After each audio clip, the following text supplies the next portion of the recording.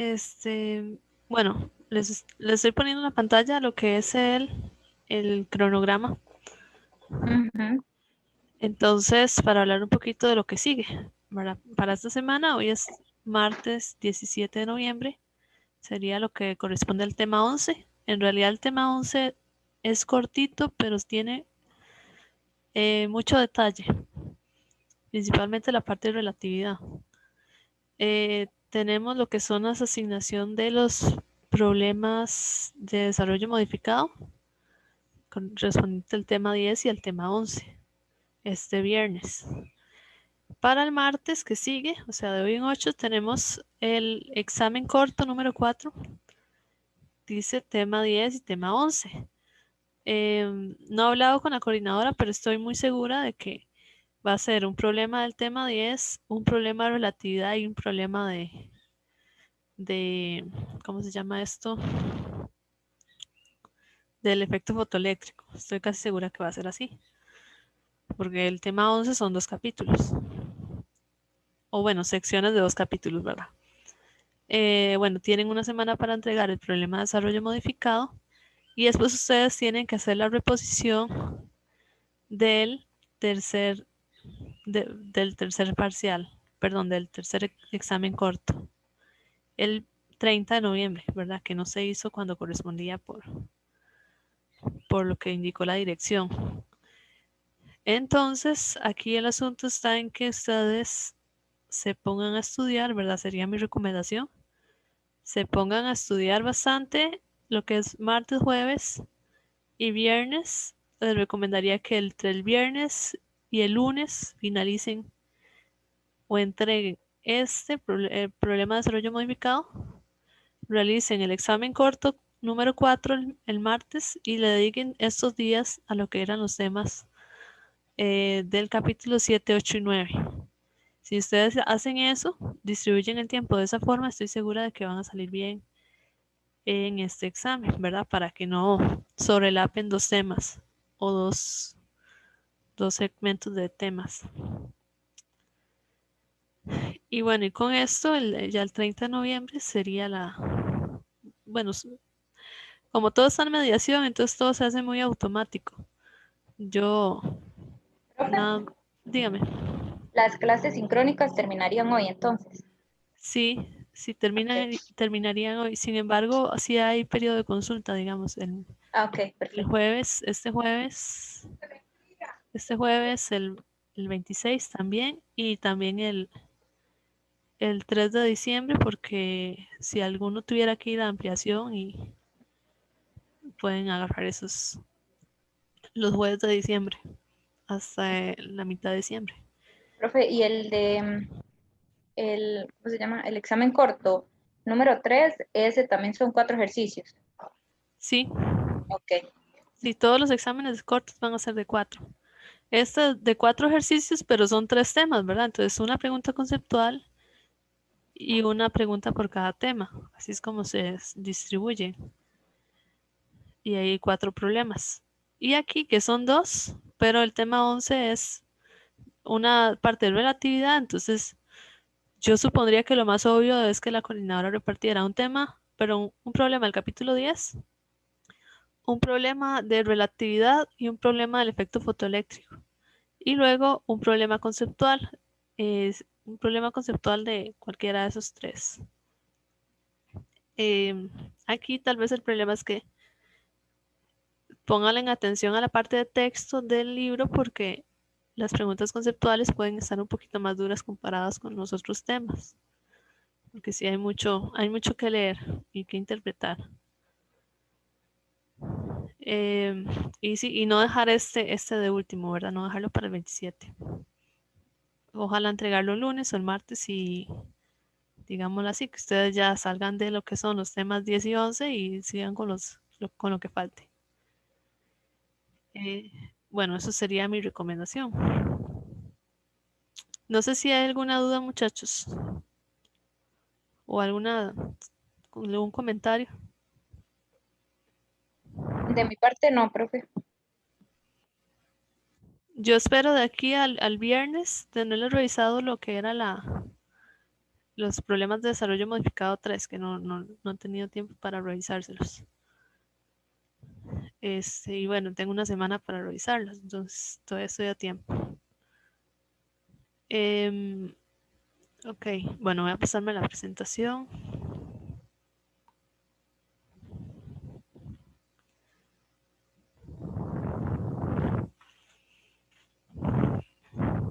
Entonces, de relatividad solamente sería que ustedes lean, les recomiendo que lean y se hagan un resumen de lo que es el 38.3 y 38.4. Nada más. Y lo que habla es del principio de relatividad de Einstein y de las consecuencias de eso. Eso es lo que les entra. Las consecuencias, pues sí, son varias. Entonces ahí tienen que tener cuidado.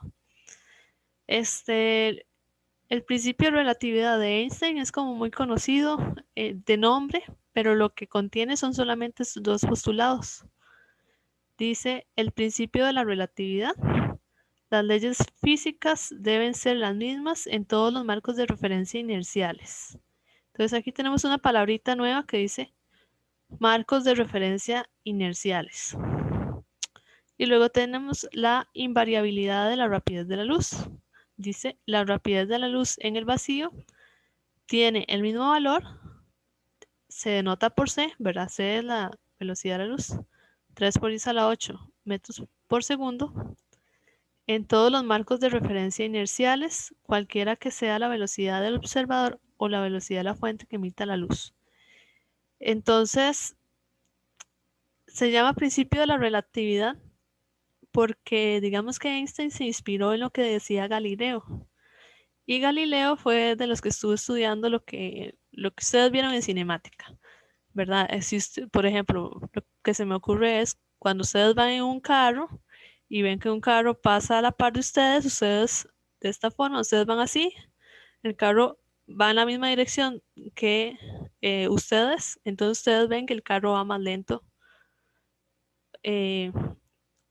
Y digamos, si van en sentido contrario, los dos carros, ustedes ven que el carro pasa como muy rápido. Sin embargo, la velocidad que marca el velocímetro del carro es menor a la que ustedes ven. ¿Verdad? Eso fue lo que se estudió en Física 1. Y Einstein tomó eso y hizo dos postulados pensando en qué pasa cuando las velocidades son muy, muy rápidas. Entonces él dijo, bueno, si son velocidades constantes, ¿verdad? Entonces es como que si cada carro fuera un marco de referencia inercial, es como que si ustedes pusieran unos ejes de coordenadas sobre cada carro y entonces yo empiezo a analizar cuáles son las leyes de la física que actúan sobre un carro y las leyes de la física que actúan sobre el otro y me doy cuenta que tienen que ser las mismas.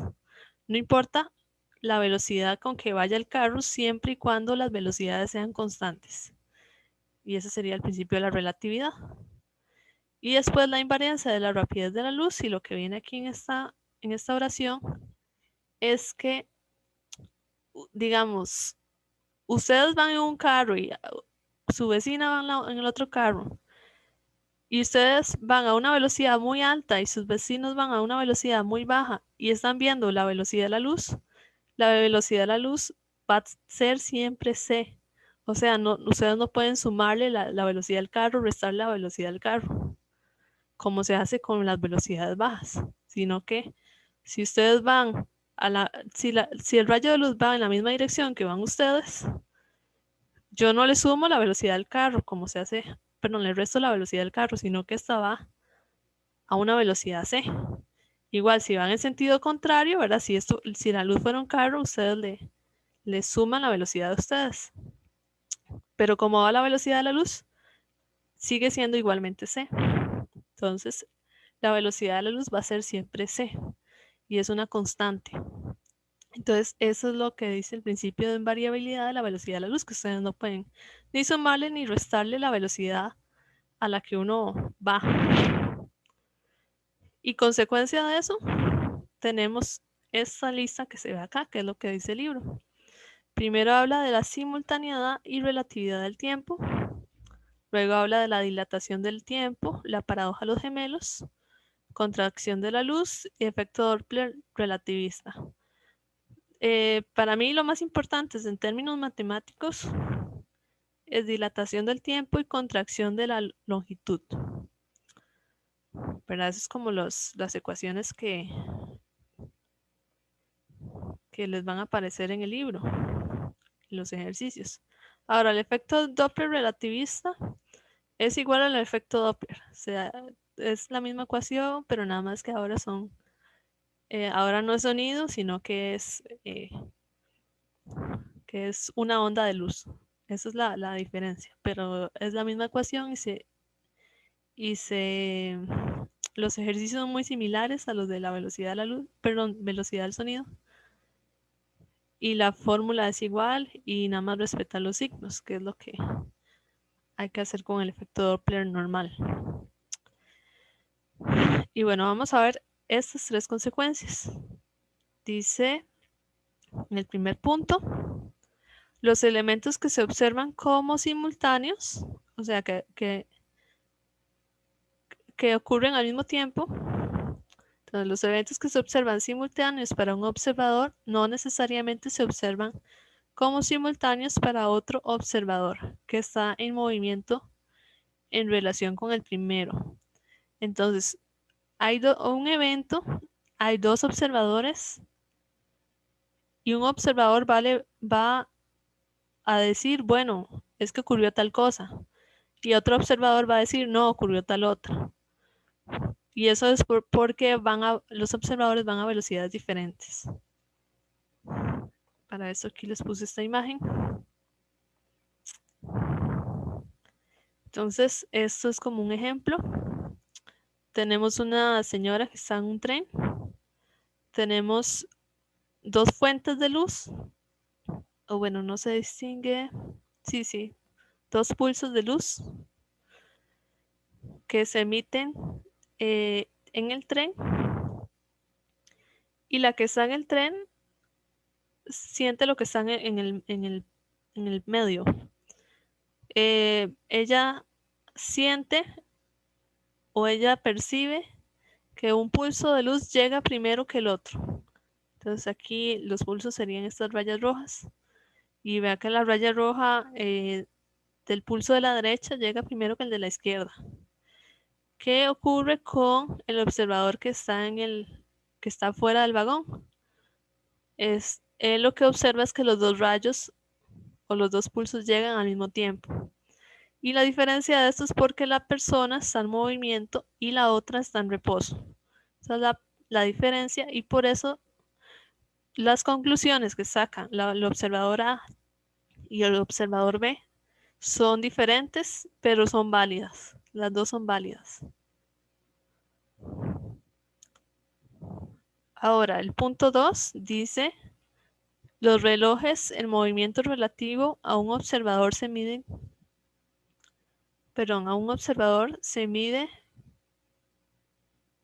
que funcionan más lentos que un factor de 1 menos v cuadrado entre c cuadrado a la menos 1 medio. Este fenómeno se conoce como dilatación del tiempo. O sea, hay un reloj.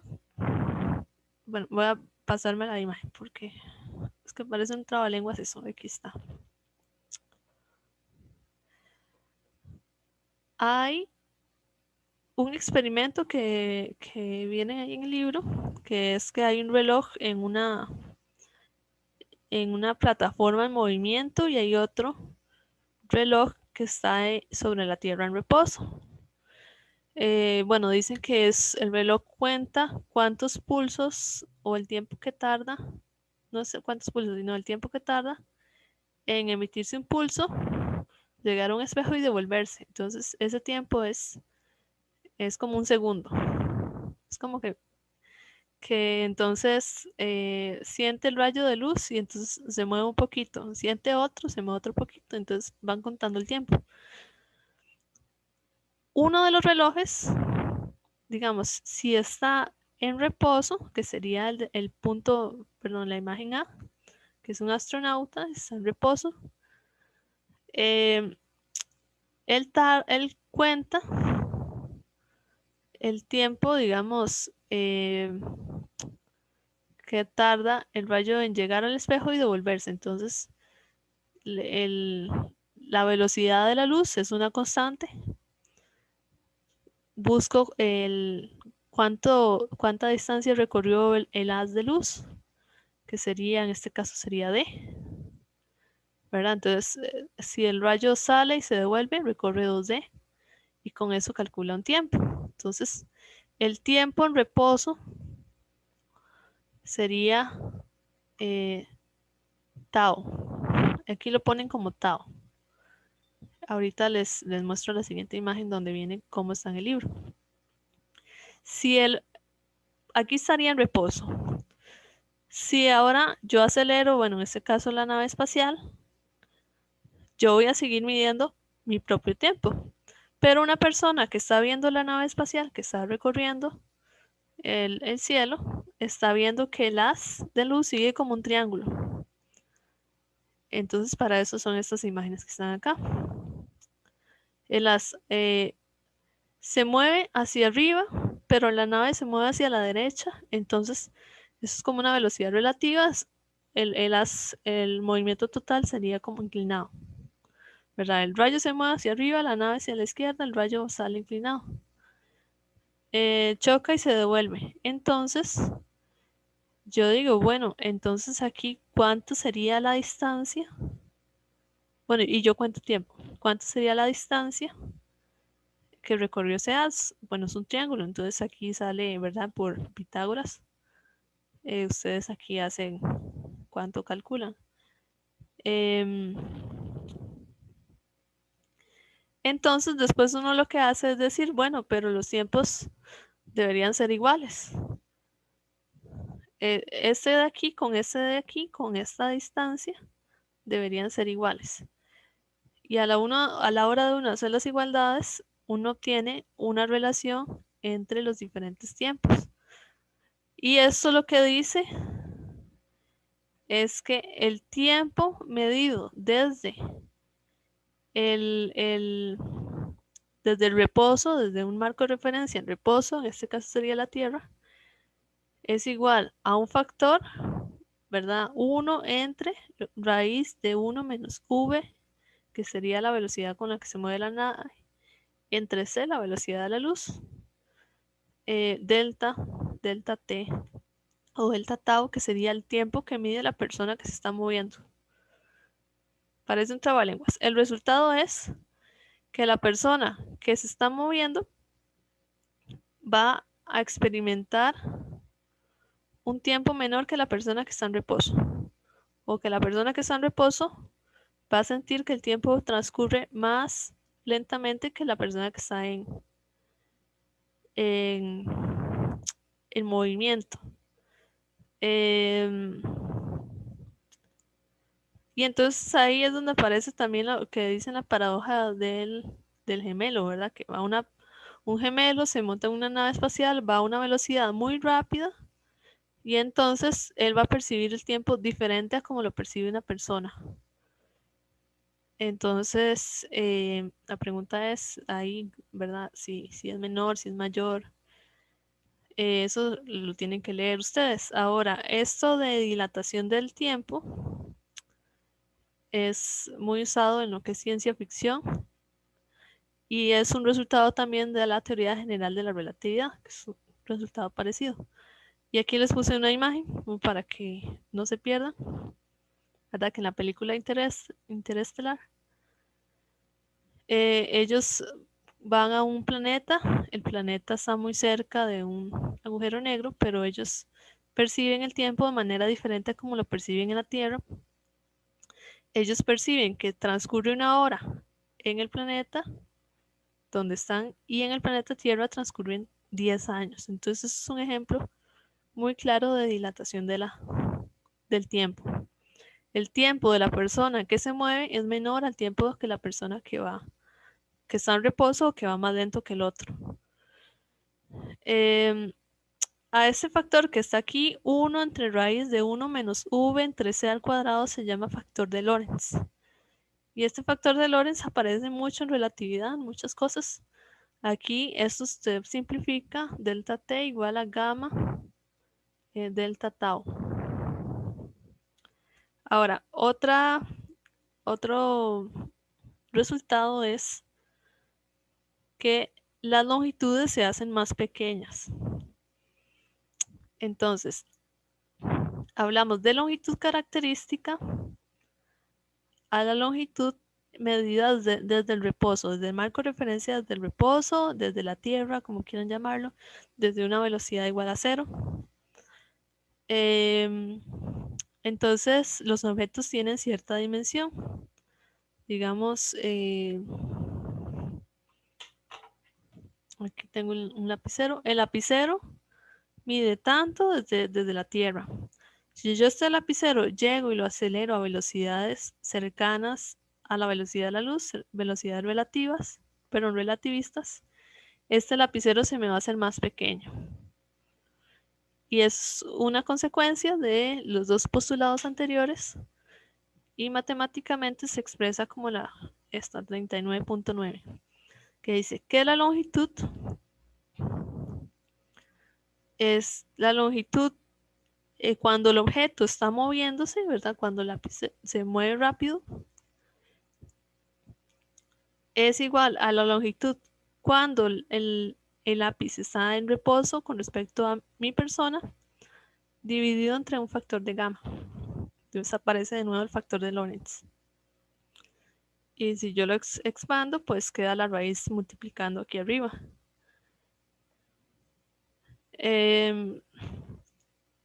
Cuando ustedes lean el libro, hablan del ejemplo del muón.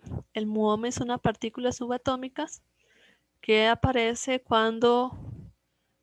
aparece en la atmósfera, arriba. Y si uno lo piensa de forma clásica, uno dice, no puede bajar el muón porque el muón, mientras baja, se transforma en otra partícula. Entonces lo que me llegaría aquí abajo sobre la Tierra sería otra partícula y no un muón. Y si yo pongo un detector, yo detecto muones. Entonces algo está pasando y es que el muón va tan rápido que siente que la velocidad con la que baja es menor. O sea, la velocidad se hizo, perdón, la distancia que tiene que recorrer desde la atmósfera hasta la Tierra es tanto y como va tan rápido, esa distancia se comprime. Entonces, esta ecuación que está acá sirve tanto para indicar cómo los objetos se llegan y se comprimen, como para indicar cómo las trayectorias se llegan y se comprimen. Es algo interesante. Ahorita hacemos un ejemplo.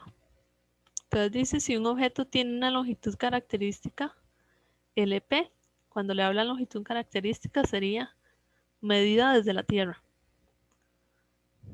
O un observador en reposo, aquí. Su longitud L cuando se mueve con una rapidez V es una dirección paralela a la longitud. Es más corta según esta ecuación de acá. Entonces, también antes de pasar a la otra, si el objeto, lo tengo aquí, se mueve con velocidades relativistas hacia la derecha, entonces ustedes ven que se comprime. Si yo tengo el objeto de esta forma y se mueve con velocidades relativistas hacia la derecha, el objeto se va a comprimir en diámetro, no en largo, ¿verdad? Entonces, para que tengan eso presente. Si el objeto no se va a comprimir en una dirección perpendicular o cualquier otra que no sea la dirección de la velocidad. Entonces, la dirección de la velocidad es hacia la derecha, se comprime hacia la derecha. Si es hacia arriba, se comprime hacia arriba. No va a ocurrir algo diferente. Y lo que más tengo por acá. Y lo que sigue son un par de ejemplos. No, son 3 ejemplos. Muchachos, no sé si hay dudas para hacer los ejemplos.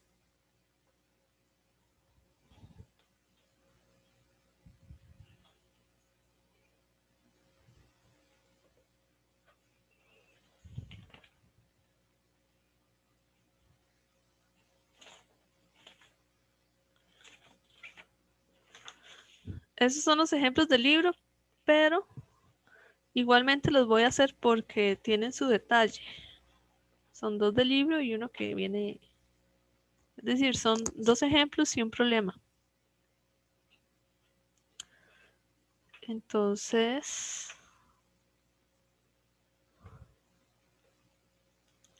dice, suponga que usted conduce un automóvil en un viaje de negocios y viaja a 30 metros por segundo. Su jefe, quien espera su llegada, considera que el viaje durará 5 horas. Cuando usted llega tarde, su excusa es que el reloj de su automóvil registró el paso de 5 horas, pero usted conducía rápido, así que su reloj recorrió más lento que el reloj de la oficina del jefe. Si el reloj de su automóvil en realidad indicaba un viaje de 5 horas, ¿cuánto tiempo pasó en el reloj de su jefe que estaba en reposo en la tierra? Entonces aquí lo primero que tenemos que ver, nos están hablando solamente de tiempos, ¿verdad? Y la persona que va en movimiento va a tener un tiempo menor que la persona que va en reposo. O la persona que va en reposo va a tener un tiempo mayor que la persona que va en movimiento, ¿verdad? Eso es lo que tienen que tener presente. Ahora voy a colocar los datos. Tenemos 2 personas. En este caso, cada persona sería un observador. Entonces dice usted sería un observador, la otra sería el jefe.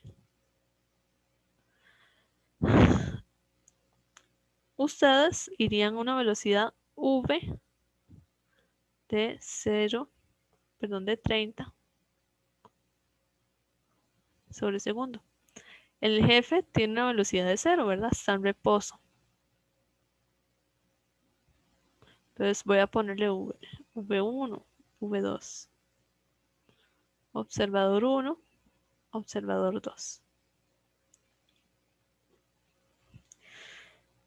Luego dice que aquí, ¿verdad? Hay que tener cuidado, dice. Dice, su excusa es que el reloj de su automóvil registró el paso de 5 horas. Eso significa que el tiempo suyo, el tiempo propio, el tiempo de la persona que está en movimiento, es de 5 horas.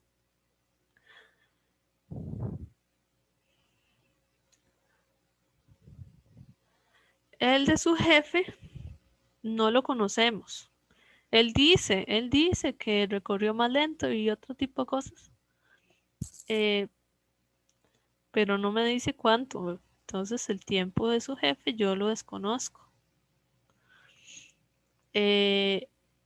Según lo que antes les dije, el tiempo del jefe, el tiempo de la persona que va en reposo, tiene que ser mayor al tiempo de la persona que va en movimiento. Esto se tiene que cumplir.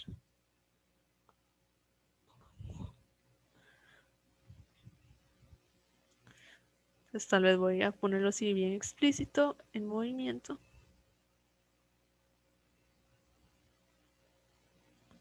En reposo.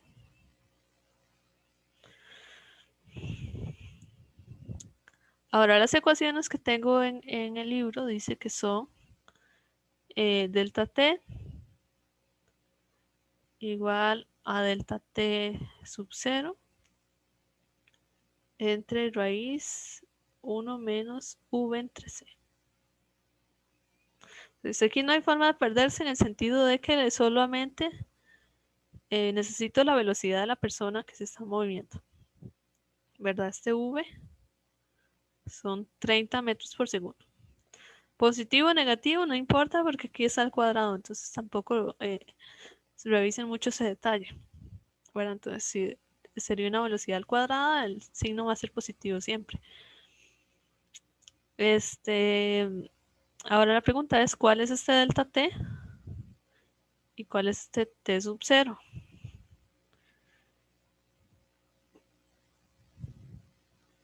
Y aquí sería lo siguiente, el t sub 0 sería de la persona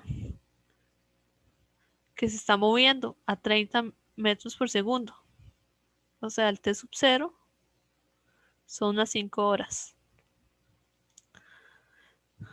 El tiempo de la persona en movimiento multiplicado por gamma me va a dar el tiempo de la persona en reposo.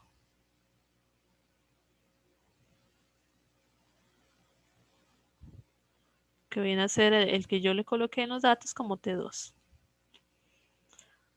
No sé si se entiende.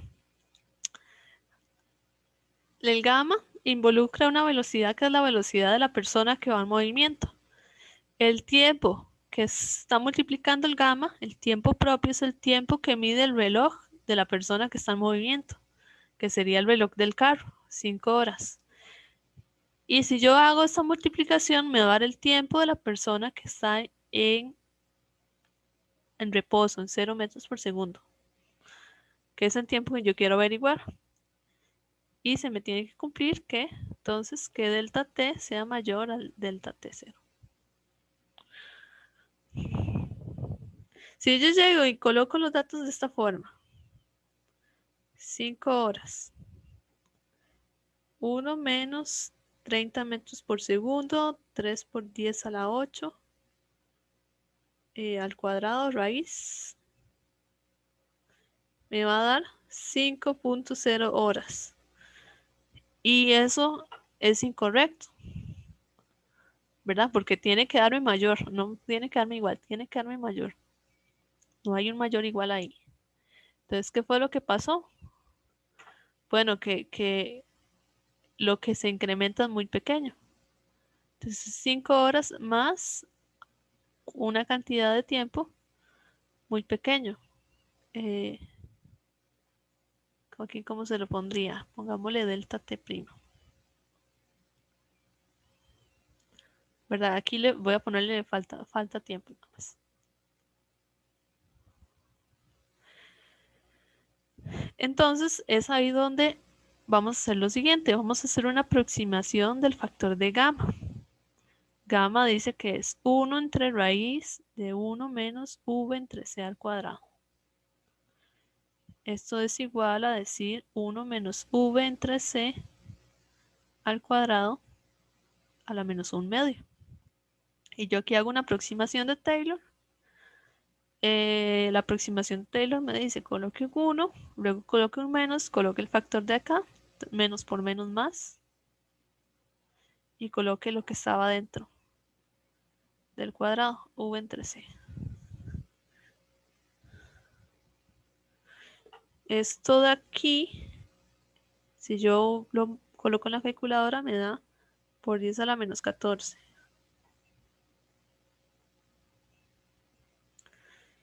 Entonces, por 10 a la menos 14 entre un medio me da 1 más 5.0 por 10 a la menos 15.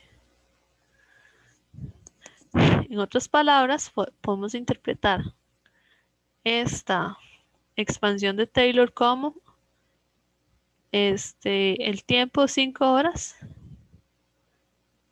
más lo que falta.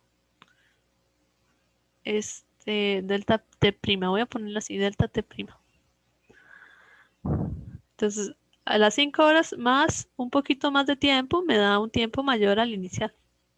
Entonces aquí aparece ese tiempo y vea que es un factor a la menos 15. Entonces era 5.00015 ceros y después algo.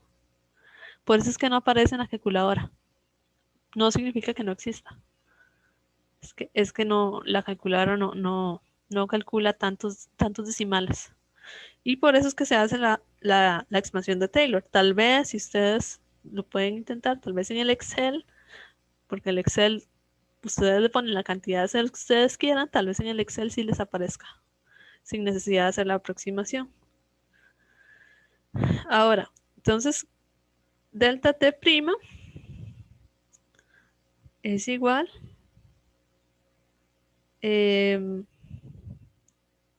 eso que tuvimos acá, 5.0 por 10 a la menos 15 por 5 horas. Ah, bueno, sí, aquí muchachos, aquí tal vez tengan cuidado de que esto que puse en café es gamma, delta T 0. 5 horas más un poquito más. Ahora sí, hago esa multiplicación y les va a dar 2.50 por 10 a la menos 14 horas. O sea, en la calculadora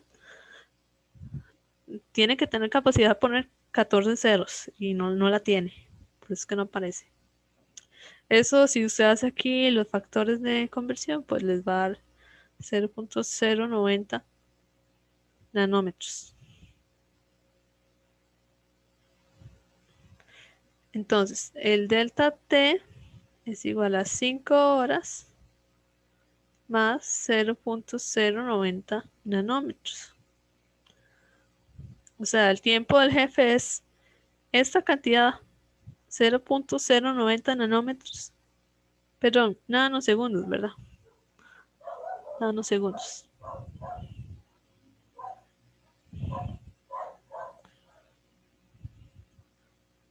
0.090 nanosegundos mayor al tiempo de ustedes. Entonces, eso no se excusa. Eso es, digamos, los relojes marcan cada segundo, no cada nanosegundo. Entonces, en realidad, eso es imperceptible para los relojes comunes y corrientes por la graduación que tiene. Esos tiempos sí son perceptibles para otro tipo de relojes, como relojes atómicos, ellos sí miden nanosegundos. Entonces, por ejemplo, hay experimentos donde tengo un reloj, bueno, dos relojes que empiezan exactamente al mismo tiempo, como una especie de cronómetro, que son relojes atómicos. Uno se queda en la Tierra, el otro lo mandan a darle una vuelta a la Tierra en un avión. Y cuando llegan, ven que están marcando tiempos diferentes. Entonces, esta consecuencia de los postulados de Einstein sí se ha comprobado experimentalmente, sí existe esa dilatación del tiempo.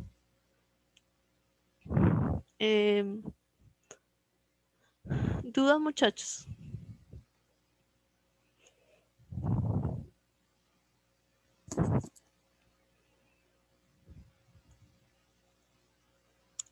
Voy a pasar al siguiente entonces.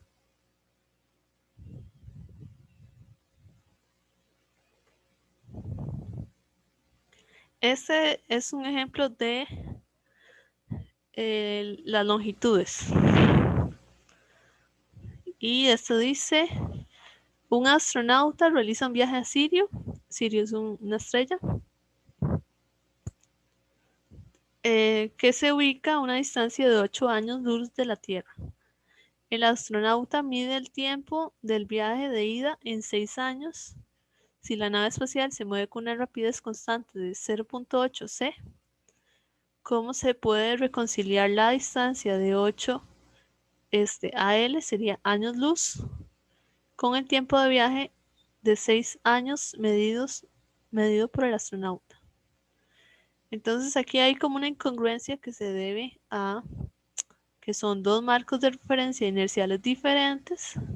Sobre cada uno actúan las mismas leyes de la física, pero entre ellos tenemos las fórmulas que vienen en el libro y hay que saberlas usar.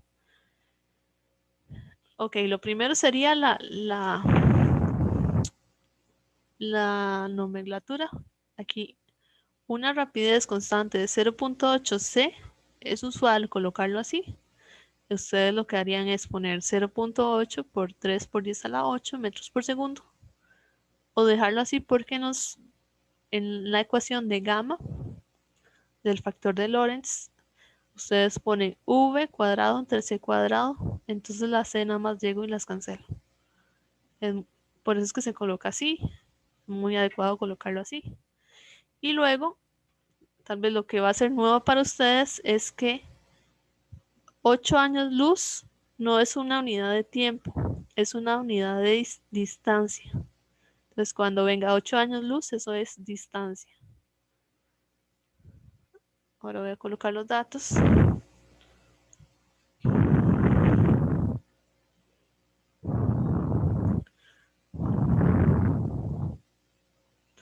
Tengo 8 años luz, 8 AL, que viene a ser una distancia. Tengo 6 años, que es el tiempo de viaje.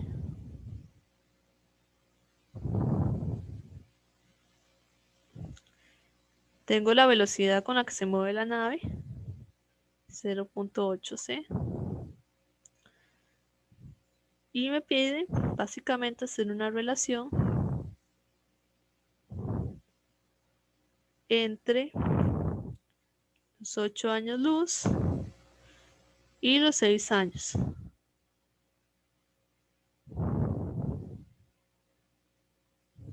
Estos 8 años luz son medidos desde la Tierra.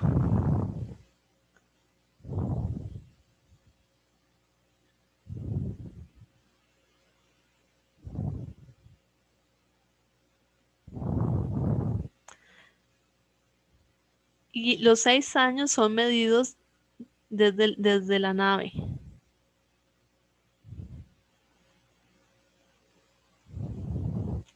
Entonces hay que empezar a separar eso. Entonces la relación entre los 8 años de la Tierra, perdón, 8 años luz distancia de la Tierra y los 6 años que se mide el astronauta.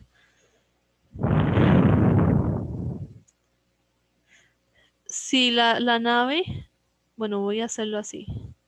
Estos serían los 8 años luz. Ahora aquí tengo la nave.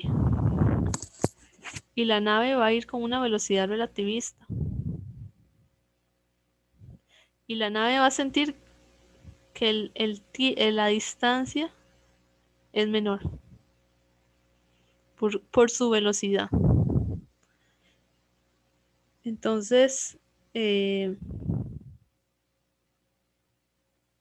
ese sería como el problema. ¿Cuál es esta distancia? Esta L. Esta sería la L vista desde la nave. Y esta L es LP. Distancia propia medida desde un marco de referencia inercial, que sería la Tierra.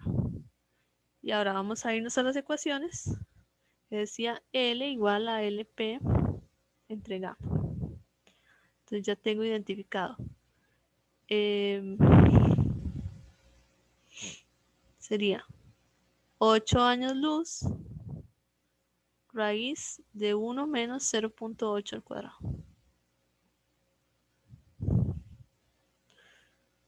Que sería, a mí me dio 4.8 años luz. Si ustedes revisan el ejemplo, les va a decir que esto es igual a 5 años luz.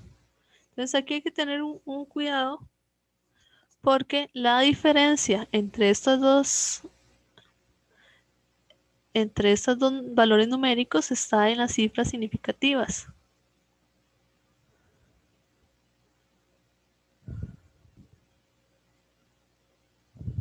¿Verdad? 8 años luz es 8, una cifra, y el resultado tiene que ser una cifra. Entonces hacen un redondeo. Eso fue lo que ocurrió. Y el cuidado, sí, y yo les digo que tienen que tener un cuidado, porque ese factor de gamma, digamos, si ustedes le ponen un decimal más, le quitan un decimal más, va a haber una diferencia importante mientras más, digamos, mientras más rápido va, mayor diferencia se va a ver marcada entre estas velocidades. De repente puede ser que algo no les dé y es porque no le están poniendo cuidado a esas cifras. Ok, entonces nada más para que tengan cuidado con respecto a las cifras. ¿Qué sigue aquí? Bueno, sería, ahora sí, sería indicar que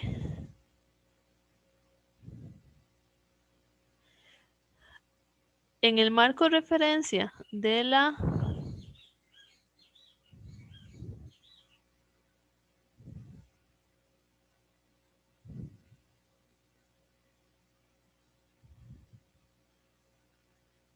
dice, ¿cómo se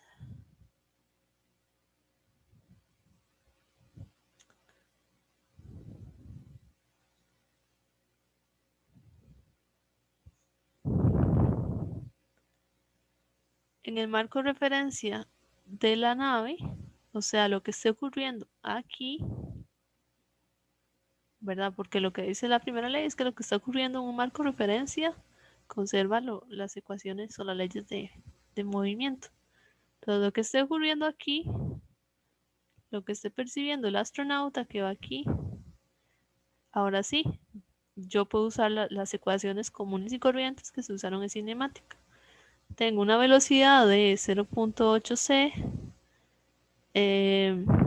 una distancia recorrida de 5 años luz, y lo que puedo averiguar es este tiempo.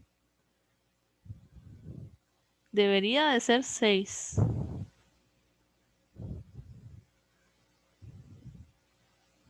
Debería de ser 6. Vamos a ver si es cierto.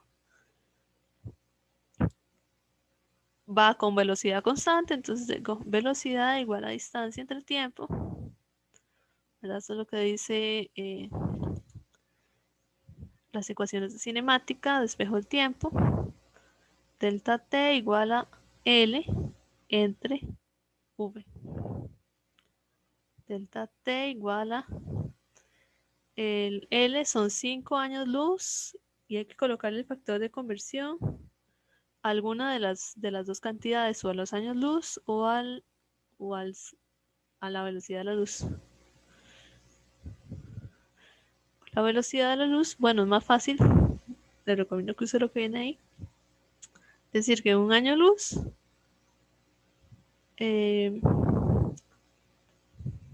velocidad igual a distancia entre tiempo. Entonces uno como que despeja. Es como decir, la distancia sería años luz y el tiempo sería un año. Eso sería una velocidad de la luz. Y entonces llega y se despeja y me daría un tiempo, un año. El tiempo sería, así como está, me dio 6.25 años. De nuevo, la cifra significativa solamente con uno se redondea a 6 años. Entonces, de esa forma, como que estoy reconciliando estos 8 años luz con estos 6 años. Y eso se debe a que los 8 años luz están medidos desde otro marco de referencia diferente al de la nave. Entonces, vea que hay que tener un cuidadito aquí a la hora de decir qué le pertenece a un marco de referencia y qué le pertenece a otro.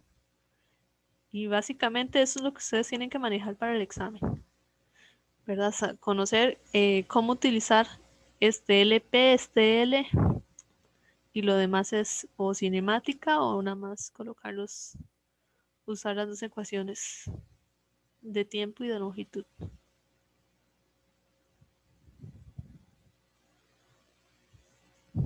¿Dudas, muchachos?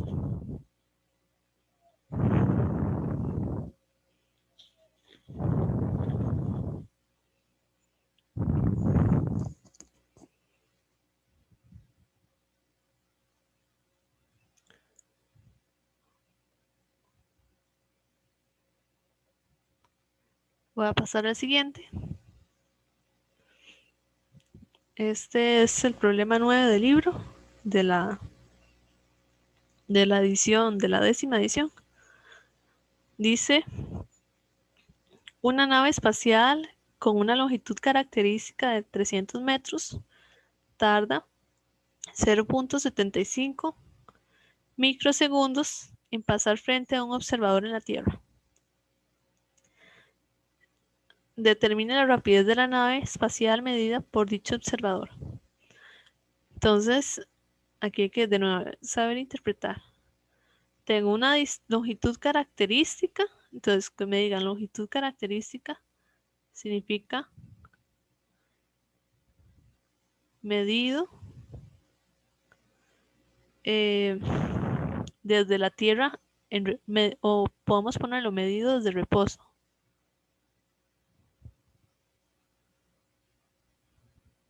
Medido desde antes de que la nave despegara a la Tierra, por decirlo de alguna forma. Después la nave despega, cambia su velocidad y va a cambiar su longitud vista desde la Tierra. Esto que dice tarda 0.75 en pasar frente a un observador en la Tierra, pues el observador está en la Tierra, entonces sería el tiempo desde el marco de reposo.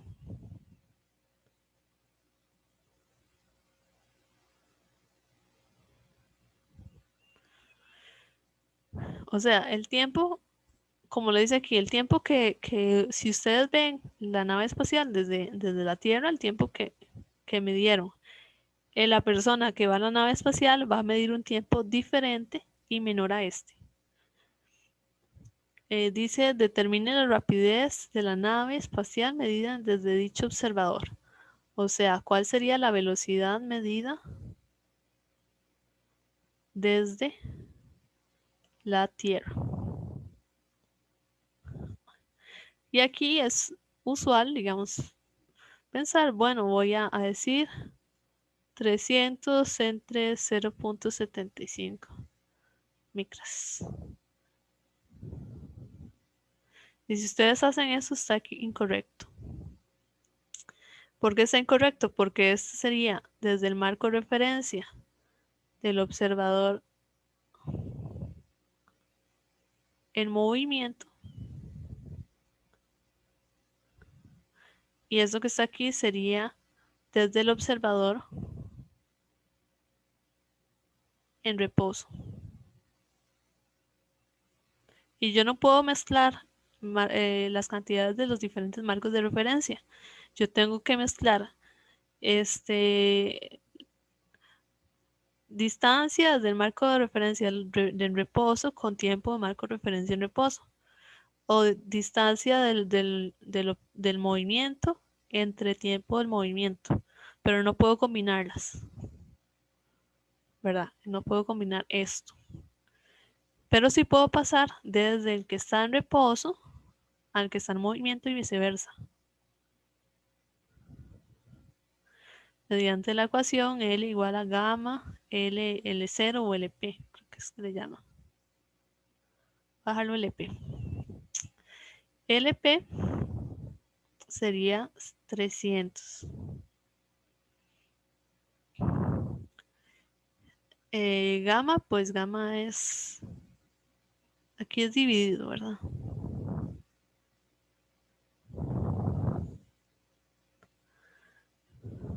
Gamma ustedes lo calculan porque tienen, bueno, gamma no lo puedo calcular. Aquí, gamma igual a 1 entre raíz 1 menos v entre c cuadrado. Y desde el reposo, ¿verdad?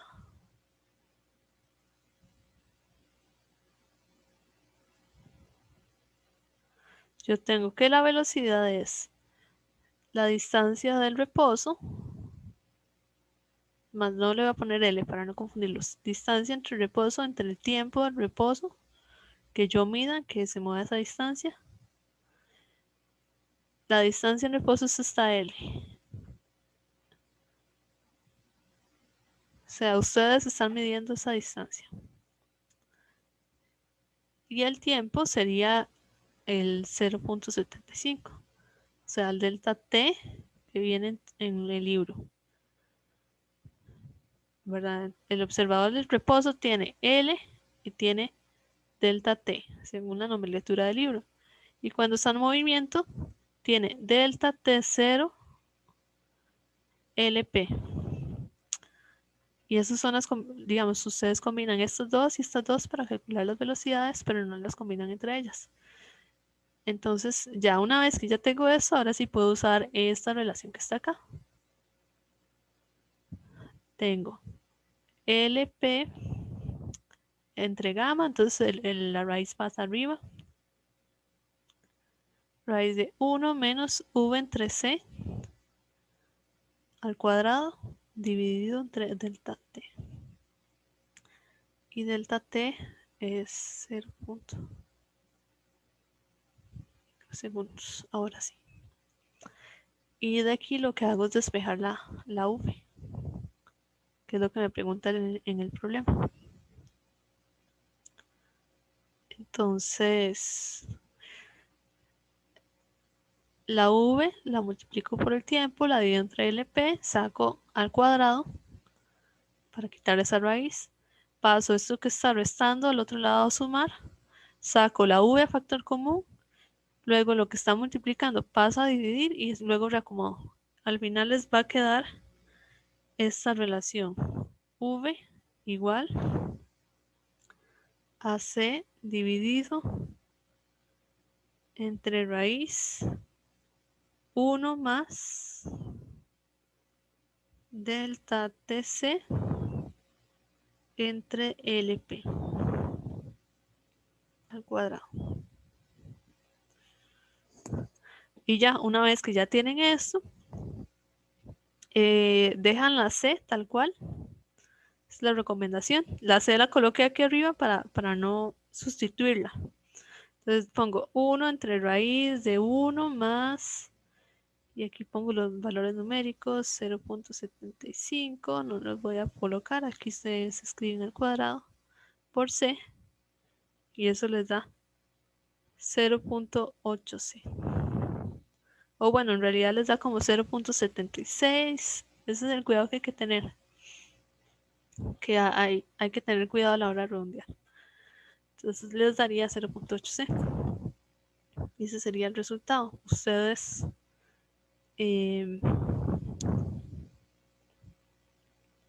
para poder medir ese tiempo, pues la nave tuvo que estar viajando a 0.8C de velocidad. ¿Dudas, muchachos?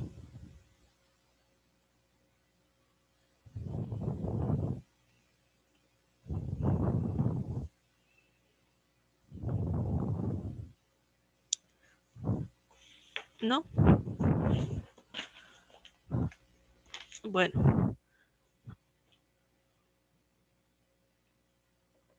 Lo que sigue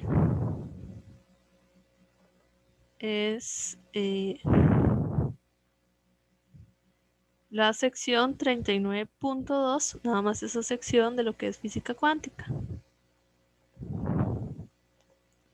Solamente esa sección.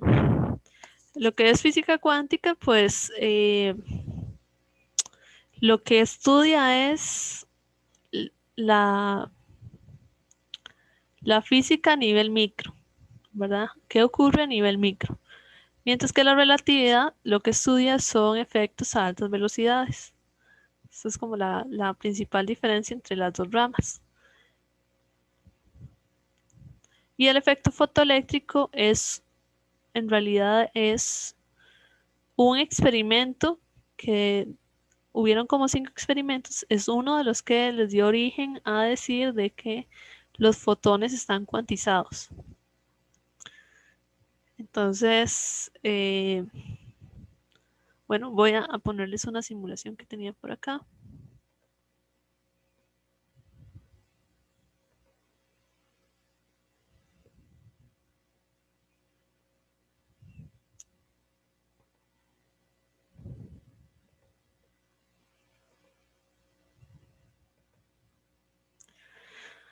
Aquí está.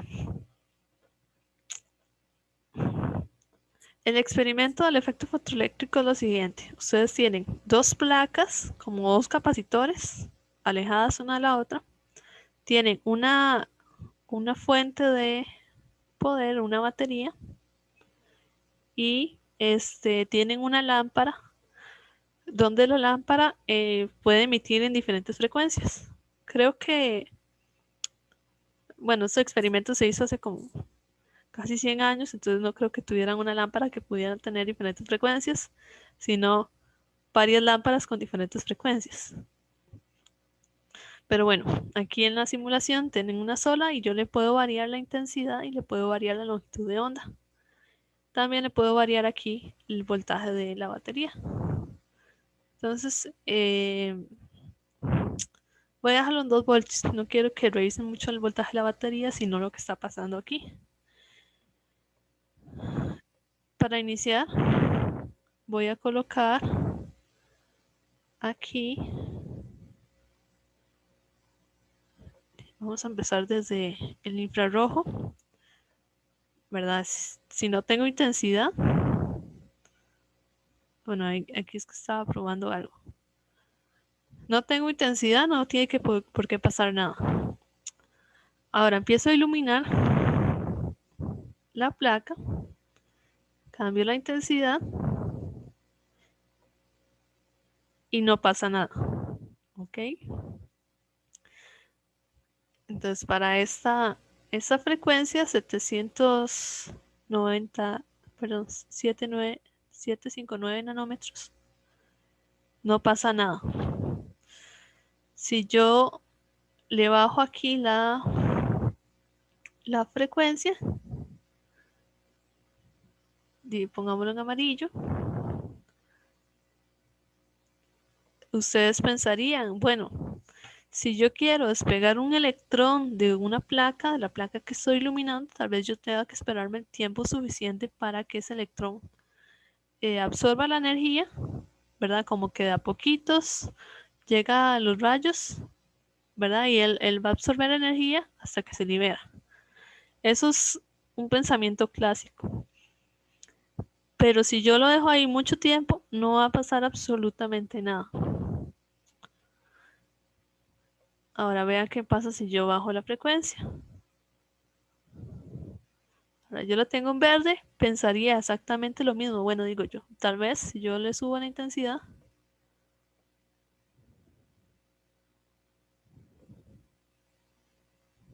algo ocurra. Bueno, ahí ya tengo una liberación de electrones. Ahora, si yo me devuelvo 560, no está pasando nada. No importa la intensidad, no está pasando nada. No importa cuánto tiempo me espere, no va a pasar nada. Ahora me devuelvo aquí un poquito.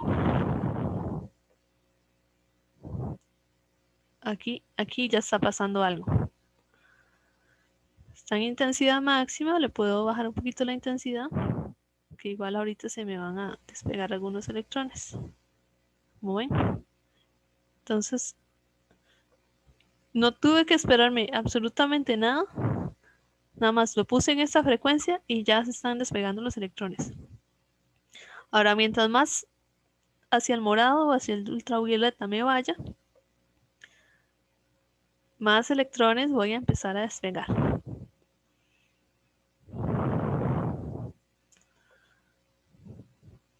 No importa si la frecuencia, perdón, si la intensidad es baja.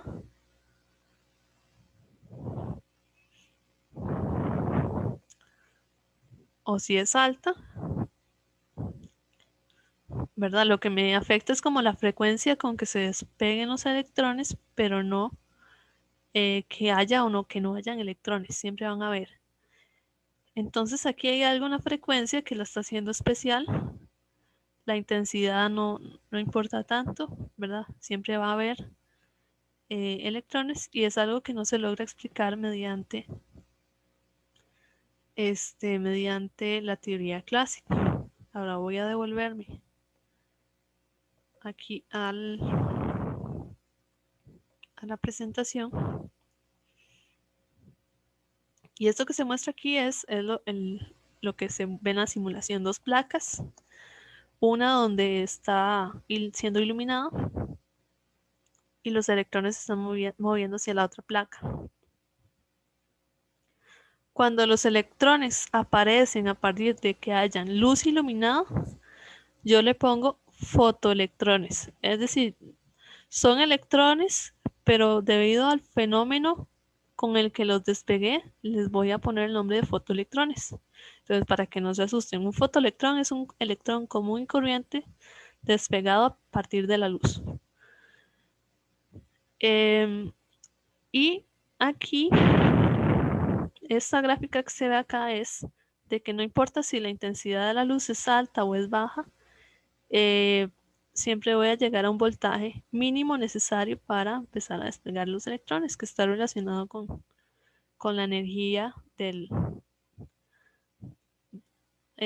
fotón, no con la intensidad. Y luego tengo Bueno, y eso sería como el resumen, pero voy a irme para acá. Lo que ustedes tienen que tener muy claro es esto que está en esta diapositiva. Si yo intento explicar el efecto fotoeléctrico mediante una teoría clásica o ondulatoria, voy a tener tres problemas. El primero es el problema de la intensidad. Significa que si yo pongo luz más intensa o menos intensa, pues yo esperaría que tarde más o menos en despegarse un electrón, pero el proceso es instantáneo. Entonces aquí, esto lo saqué de una página de Hyperphysics que me gusta mucho. Dice, los electrones se emitían inmediatamente sin retraso de tiempo, contrario a lo que uno pensaría en forma clásica. Luego dice, el problema de la frecuencia. O sea, en la teoría clásica la frecuencia no tiene por qué afectar nada. En cambio, se encuentra que un aumento en la intensidad de la luz aumentaba el número de fotones, pero no su... Ah, bueno, no, perdón, sería la 3. La luz roja no causa eyección de electrones, no importa cuál sea su intensidad. Pero la luz débil ultravioleta expulsa solo unos pocos electrones, pero sus energías cinéticas máximas son mayores a las que la luz intensa de mayor longitud de onda. Entonces, ¿verdad? La frecuencia está relacionada con la longitud de onda y estamos viendo efectos de esa frecuencia sobre el fenómeno de despegar los electrones. Y luego aquí habla del problema del retraso del tiempo, que es nuevamente de que se esperaría, de que hay que esperar un tiempo para que ya sea la placa se caliente, para que absorban energía, pero no ocurre, es algo instantáneo. Entonces, lo que se pensaba teóricamente es diferente a los resultados experimentales, que es lo que está en este cuadrito con un color papaya. Y Einstein lo logra resolver. Él dice, eso se logra resolver debido a que Max Planck dijo, los fotones están cuantizados, yo le meto ese nuevo concepto, ese nuevo hallazgo a este fenómeno y logro explicar lo que ocurre. Y debido a esa explicación, él gana el premio Nobel de Física. Él no gana el premio Nobel de Física por la relatividad, sino por este fenómeno. Y bueno, ahora sí ya puedo hablar de este resumen. Dice, el efecto fotoeléctrico es un fenómeno mediante el cual se expulsan electrones de una superficie metálica cuando la luz incide sobre dicha superficie. En el modelo de Einstein, la luz se ve como una corriente de partículas o fotones, cada uno con energía h por f, donde h es la constante de Planck y f es la frecuencia. La máxima energía cinética del fotoelectrón expulsado es esta, y está con esta ecuación, donde este phi es la función trabajo del metal. Eso es como una ecuación de conservación de la energía, no tiene nada de raro. Eso que está aquí es la energía del fotón. La energía del fotón es h por f, h barra por c también, perdón, h barra por omega.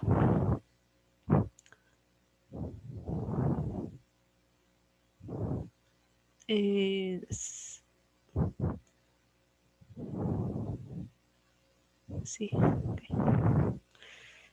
Y lo que dice es que, bueno, yo tengo una energía que viene del fotón, que viene de la luz, y el fotón viene a ser un paquete de energía. Es como que si aquella onda grande de la teoría de lo que estuvimos hablando en los capítulos anteriores, ya no va a ser aquella onda grande, uniforme, sino que van a ser paquetes de onda, como que yo puedo seccionarla en cuadritos y cada cuadrito es un paquete de onda y eso se comporta como una partícula. Entonces es como un choque de partículas.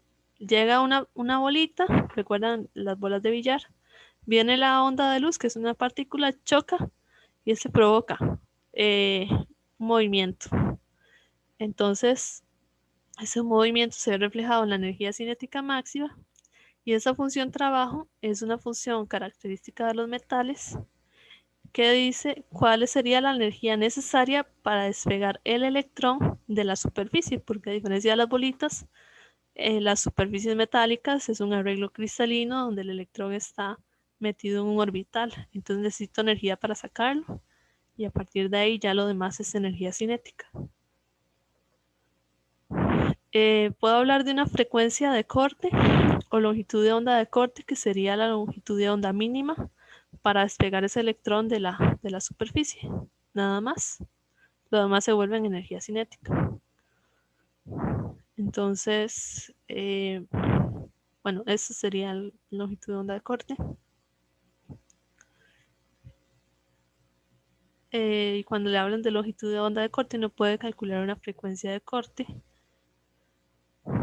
y lo pueden relacionar con la función trabajo. Voy a devolverme a la simulación. Y eso es mediante la teoría clásica, ¿verdad? Una onda larga, y mediante la teoría cuántica, ahora son paquetes de onda. Entonces, se explica mediante una onda, como si fuera una bolita. Entonces, esa energía es absorbida por el electrón y es usada para despegarlo de la superficie y para provocar un movimiento o o usarlo como energía cinética. Entonces, por eso se logra mover. Y eso es un cambio de paradigma completamente en la física. Por eso es que le dieron el premio Nobel. Más que todo creo que es porque no, matemáticamente no es complicado si ustedes ponen a ver. Es como un cambio de paradigma en cómo se piensan los fenómenos. Bueno, tengo aquí el último ejercicio para hoy. Es bastante sencillo.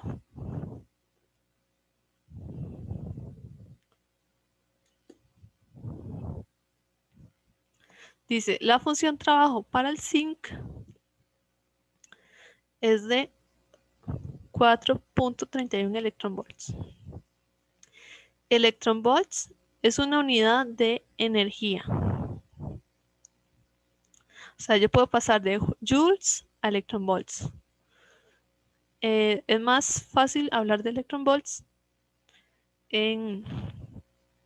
cuando hablamos de movimiento de electrones. Dice, halla la longitud de onda de corte para el zinc.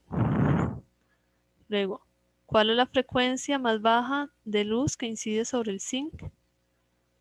¿Verdad? La frecuencia de corte es esta, para liberar fotoelectrones de la superficie. C, los fotones de una energía 5.5 electronvolts, esa sería la energía.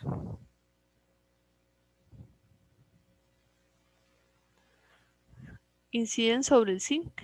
¿Cuál es la energía cinética máxima? Que los fotoelectrones expulsados. Entonces esto en realidad no tiene mayor ciencia comparado con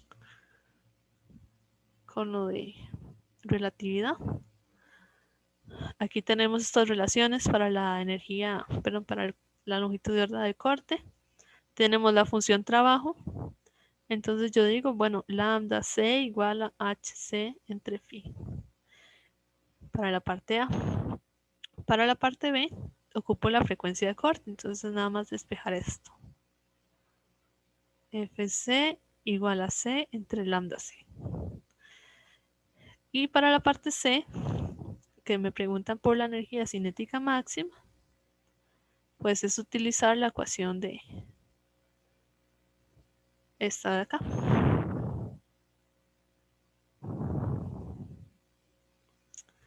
Nada más que esta energía de aquí, ¿verdad? Es HF. Menos phi. Y con eso se resuelve el problema. Ahora, los valores numéricos.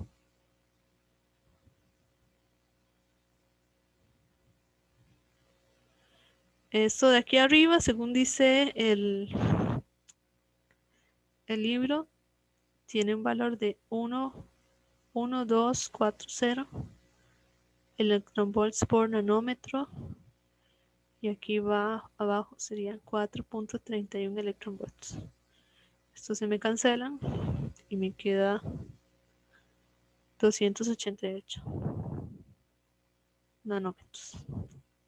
Utilizo ese valor para colocarlo aquí, revisando bien lo que son las unidades, ¿verdad? Que estos están metros y estos están nanómetros, entonces para que tengan cuidado. Y el resultado va a ser 1,04 por 10 a la 15 Hz. Las frecuencias en Hz. Y aquí sería 5,5 menos 4,31. Eso daría 1,19 electronvolts.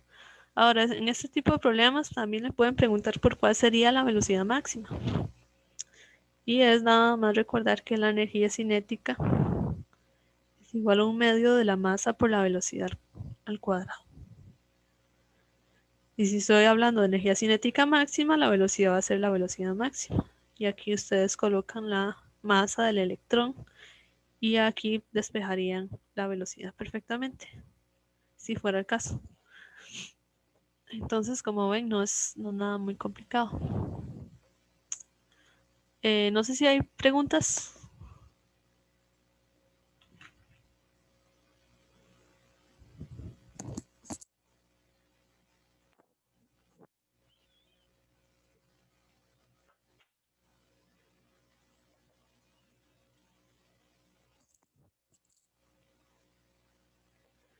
Ahora, en esta diapositiva que se las tengo que subir a mediación, les puse el material extra para que estudien. Les puse un material extra que saqué del libro de Resnick que se llama Fundamentos de Física. Y entonces aquí hay la parte de resumen, ¿verdad? De simultaneidad, dilatación del tiempo, contracción de la longitud. Y hay unos ejemplos para que los estudien. Entonces, esto es de la dilatación del tiempo. Esto también, dilatación del tiempo. Y de la distancia. Aquí resuelven la distancia. Esta es de las dos cosas también. Esta es esta imagen y esta otra. Esta también es de las dos cosas para que estudien. Aquí hay unos ejemplos para que logren hacerlos, porque vi que en el libro no vienen así como muchas. Como algo extra, ¿verdad? Primero hagan los que vienen en el libro y luego hacen estos. Y luego aquí estaría el ejemplo del efecto fotoeléctrico. Un ejemplo y unos ejercicios de más, porque también vi que no venía así como mucho.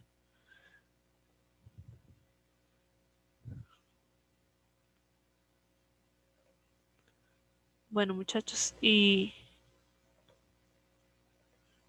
eso sería lo de hoy, lo de esta semana. Como les dije al inicio, esta sería la última clase de materia, ¿verdad? La última clase sincrónica. Pero sin embargo, tenemos las horas consulta hasta diciembre. Si fuera necesario que necesiten resolver problemas o algo así, entonces podemos hacer uso de esas horas.